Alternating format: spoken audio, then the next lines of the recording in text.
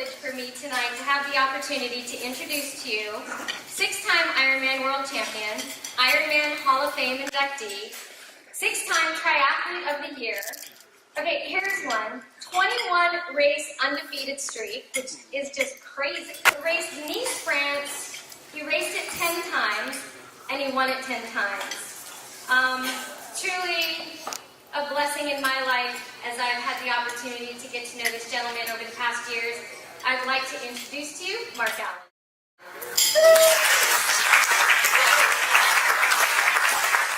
Wow, who wrote that?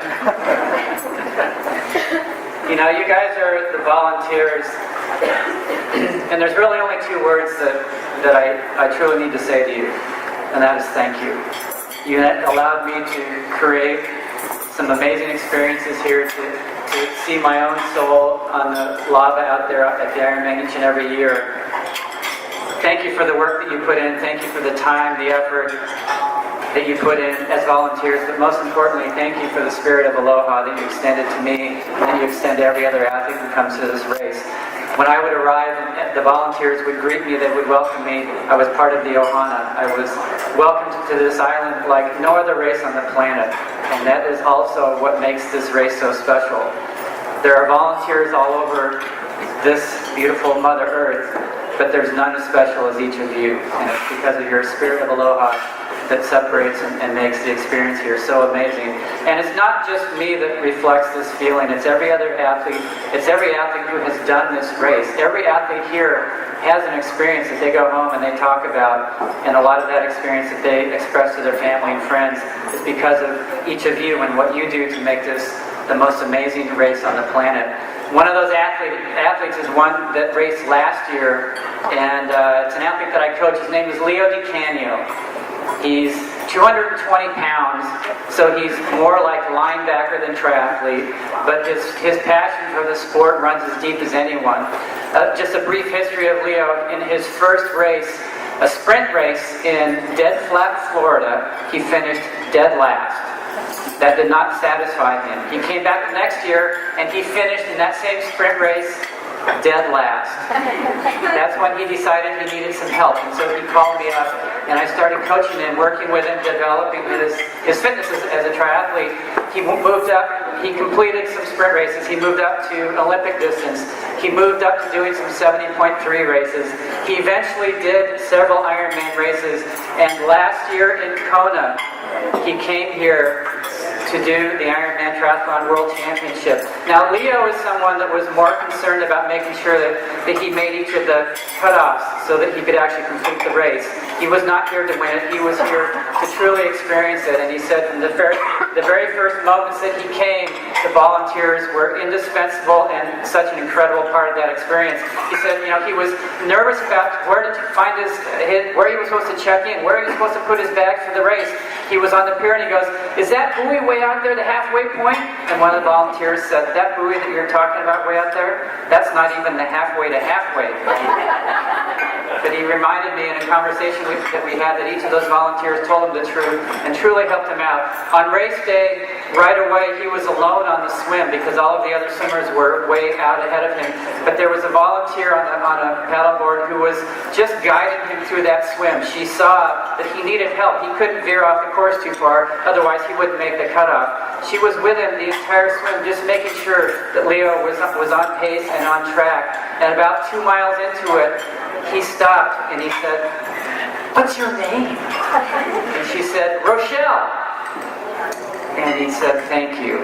And he put his head down and he thought, either she's a gift from God, she's followed me the entire way and helped me out, or she's a real life mermaid. I don't know which. He finished the swim in 2 hours and 9 minutes, and he looked back, he waved to Rochelle, and he said to me later that he will never forget her name or ever forget the help that she gave him to be able to complete that swim, to get out there on the bike ride. Now, as you all know, on the bike, there is a moment when the race fantasy wears off, and all of a sudden you realize you're in the Ironman, and this has nothing to do with a joyous dream, that it's a very rough and difficult reality that you're facing. That happened for Leo at mile 80 of the bike. He was getting hot, he was running out of fuel, He was bonking. He knew that he had to make the cutoff to be able to get to the marathon, which was a big goal, of course, but he was slowing down. At mile 80, he stopped at one of the aid stations and was in desperate need of help. His body core temperature was going up. He was running out of fuel. He stopped. The aid station volunteers had to hold him up because he was so wobbly. They were pouring ice down into his tri-suit. And he said, "I need some water." And they go, "We have some bad news. We just ran out." And he was crushed. He started to panic. A woman, one of the volunteers, very quiet, very calm face, walked over to her car. She opened the door. She opened her own water chest. She pulled out an ice-cold bottle of her own water. She gave it to Leo. He said it was like a bottle of dynamite, and he will never ever forget the aloha and kindness that volunteer extended to him. It gave him his life back, and he said, "I had never saw her again the rest of the race, but I will remember her for the rest of my life for what she did to me to bring me back to life. I made the cutoff by minutes." On the marathon, he was tuned into the volunteers because he knew he needed every bit of help he could get. One of the early aid stations, they go, "Whoa, you're almost there!" He was at mile 2, but he took it anyway. It got dark. Leo was on his own. He entered the energy lab late at night. Again, he knew he needed to make the cutoff to get in and out of the lab so that he could go on to the finish line.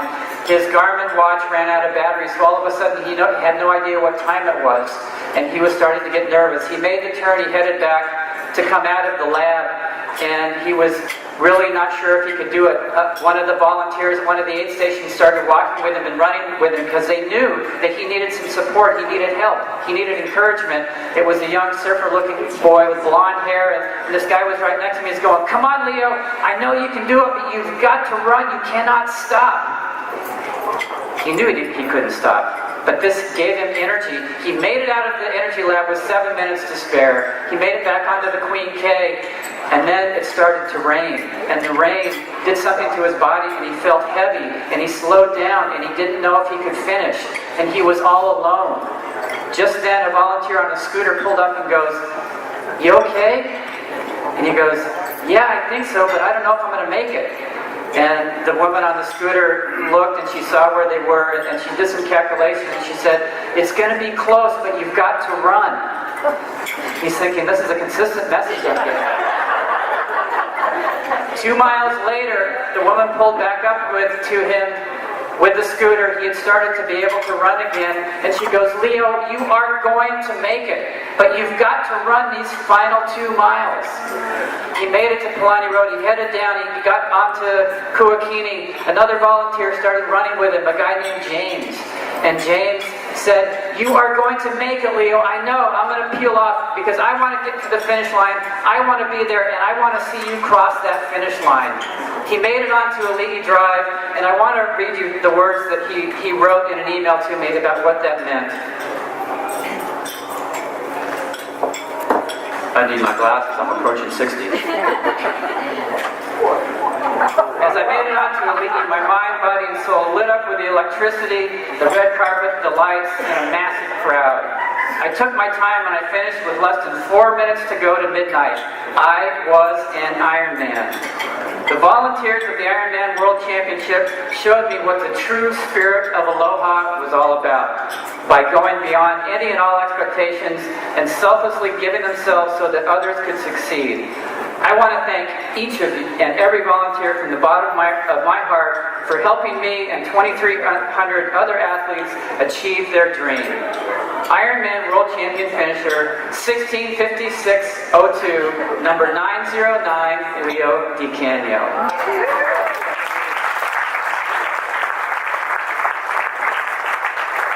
That's Leo's story. Those are the type of people, that's how you touch people with what you do. I was touched by the experience that I had with the volunteers when I raced. In 1982, I was in the lead of the race with Dave Scott, my first Ironman. At mile 60, my derailleur broke off of my bike. Dave Scott went on, he won his second title that year. My race was done halfway through the bike ride.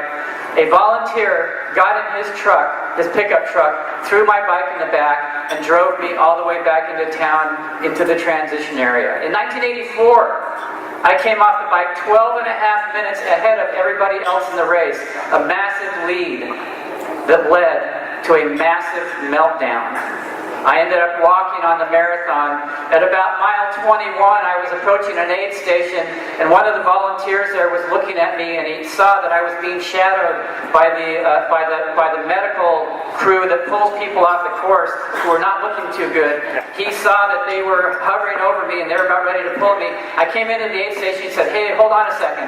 He grabbed a bucket, an empty bucket, filled it with water, and said, "Pour that over yourself."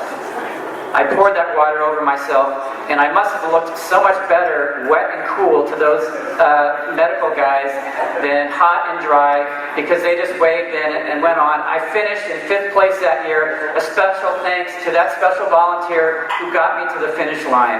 In 1987, I was in the lead at mile 10, pulling away from Dave Scott. I had a 5-minute lead on him. 3 miles later, I was walking. Dave Scott went on and won that year. I barely crossed the finish line. I made it in 2nd place, but I was in really, really bad shape. I was taken to the medical tent. I was cramping. My entire body was cramping up. They gave me an IV that had magnesium in it. The cramping went away, but the doctors knew that something was wrong with me. They found out that I was bleeding internally, and they sent me immediately to the hospital. They saved my life. A special thank you to all those medical volunteers from 1987. From 1989 through 1993, I won 5 straight Ironman titles here. Each of those, each of those years, I showed up. The volunteers extended their spirit of aloha. I felt like I was coming home.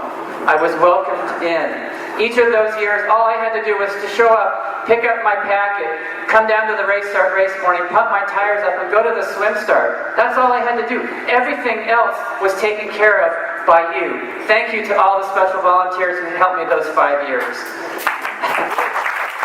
1995, my final Ironman, that became the greatest race of my career. I was 37 years old. I came off the bike 12 and a half minutes behind a 24-year-old German soldier who was charging, Thomas Hellriegel. It looked impossible. Fortunately, I was able to pull up behind him and eventually make a pass at mile 23 of the marathon. I completed the race, winning my 6th and final title in the final Ironman of my career. The last obligation I had at the finish line was to give an interview with NBC. My final thoughts on what had just happened out there, and someone gave me my son, who was just barely 2 years old at that point. It's the first Ironman that he got to see me compete in. I gave the interview, my time was done, I started to walk away, my arms started to shake because I was so weak. That effort was immense, and no words can truly express what it took for me to pull off that victory, but I was done.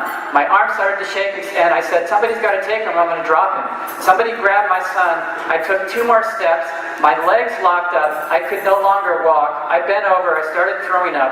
Volunteers scooped me up and literally carried me into the medical tent so that I could be taken care of. A special thanks to those special volunteers who helped me complete my career with such grace. These stories are universal.